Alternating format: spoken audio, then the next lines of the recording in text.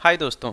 तो आज हम बात करेंगे रेल्स मैजिक के बारे में। रेल्स मैजिक होता क्या है, इसकी ज़रूरत क्यों पड़ी है और इससे क्या फ़ायदे और नुकसान हमें होते हैं।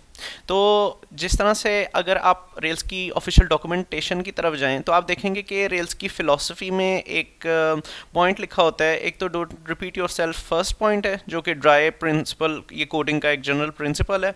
तो जो रेल्स फ्रेमवर्क की फ़िलॉसफी है, एक तो वो ड्राई के गिर्द घूमती है और दूसरी कन्वेंशन ओवर कन्फिग्रेशन के ऊपर घूमती है। अब ये क्या चीज़ है, कन्वेंशन ओवर कन्फिग्रेशन, ठीक है। तो ये मेनली अगर आप इस नाम पे गौर करें तो इससे आपको थोड़ा सा आइडिया हो जाएगा कि एक्चुअली ये कहना क्या चाह रहा है।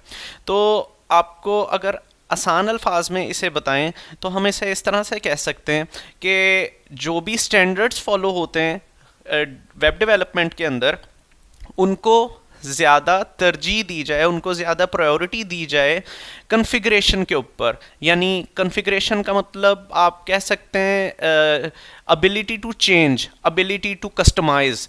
आप उसे तब्दील कितना कर सकते हैं, उसको कितना बदल सकते हैं, उसकी एबिलिटी के मुकाबले में जो स्टैंडर्ड्स फॉलो होते हैं वेब डेवलपमेंट के ऊपर, उनको तरजीह दी जाए। इस असूल के ऊपर जो है वो रेल्स का फ्रेमवर्क आपका बना हुआ है। तो अगर हम इसको विकिपीडिया के ऊपर देखें तो आप देखें ये एक तरह का पूरा पैराडाइम है। ये एक तरह का डिज़ाइन पैराडाइम है जो कि मेनली जो DHH हैं जिन्होंने रेल्स बनाई थी उन्होंने ही इंट्रोड्यूस करवाया था। और इसका मकसद ये है कि रैपिड ऐप डेवलपमेंट हो। आपने सुना होगा कि रेल्स जो है वो अपनी इस एबिलिटी की वजह से ही जानी जाती है, क्योंकि ये इससे जो है वो रैपिड ऐप डेवलपमेंट होती है। आपके डेवलपर्स को जो है वो कम से कम डिसीजंस या आप वही के कन्फिग्रेशंस करनी पड़ती हैं और उनकी ऐप जो है विद मिनिमल एफर्ट डेवलप हो जाती है। तो ये किस तरह से होता है, मतलब रेल्स इसको किस तरह से जो है वो मेक श्योर करता है कि ये चीज़ हो। आपकी काफ़ी सारी चीज़ें रेल्स जो है वो ऑलरेडी बनी बनाई हुई भेजता है, ठीक है। काफ़ी सारा आपका जो बॉयलर प्लेट कोड है वो बना देता है एक कमांड के अंदर ही। तो ये रेल्स की one of the biggest powers में से एक है।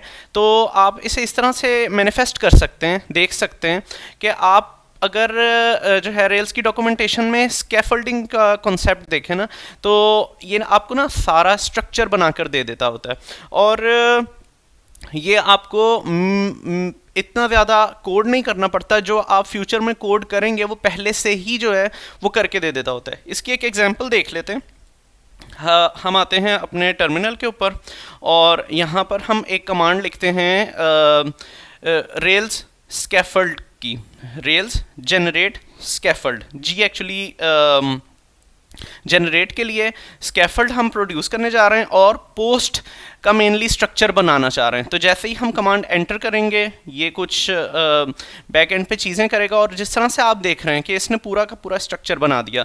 इसने क्या किया, एक माइग्रेशन ऐड कर दी, मॉडल बना दिया, टेस्ट केसेस लिख दिए, राउट्स के अंदर ऐड कर दिया, सीरियलाइज़र बना दिया, कंट्रोलर बना दिया, इस तरह से। और सारी जितनी भी स्लिम फाइल्स थी उसकी वो ऐड कर दी हुई हैं। तो इससे हुआ क्या कि आपने जो फ्यूचर में पोस्ट से रिलेटेड फाइल्स या कोड लिखना होता, इसने ऑलरेडी उसको जो है वो आपके कोड में वो उन फाइल्स को ऐड कर दिया हुआ है, ठीक है।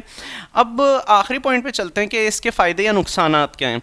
फ़ायदा, जिस तरह से मैंने आपको बताया कि रैपिड ऐप डेवलपमेंट, आप जो सोचते हैं वो मेनली आपको बिफोर हैंड ही रेल्स प्रोवाइड कर देता है। तो आपकी डेवलपर को ये सोचना नहीं पड़ता कि उसको कहाँ जाके क्या कन्फिगर करना है। कन्फिगरेबिलिटी आपकी मिनिमाइज़ हो जाती है और आपकी ऐप डेवलपमेंट बहुत तेज़ हो जाती है। सिर्फ आपको बिजनेस लॉजिक के ऊपर ध्यान देना होता है।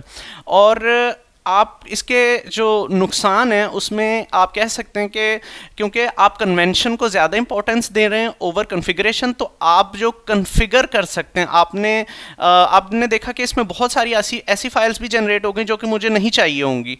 तो मुझे उन्हें अब अपने लिहाज से कन्फिगर करना पड़ेगा, डिलीट करना पड़ेगा, एडिट करना पड़ेगा। तो कन्फिगरेशन, जिस तरह से जावास्क्रिप्ट के फ्रेमवर्क्स हैं वो आपकी कन्फिगरेशन को ज़्यादा इंपॉर्टेंस देते होते हैं। तो इसमें भी जो है वो कन्फिगर को इतना ज़्यादा कह लें कि अहमियत नहीं दी गई। कन्वेंशन के ऊपर और रैपिड ऐप डेवलपमेंट के ऊपर आपकी ज़्यादा तरजीह दी गई है।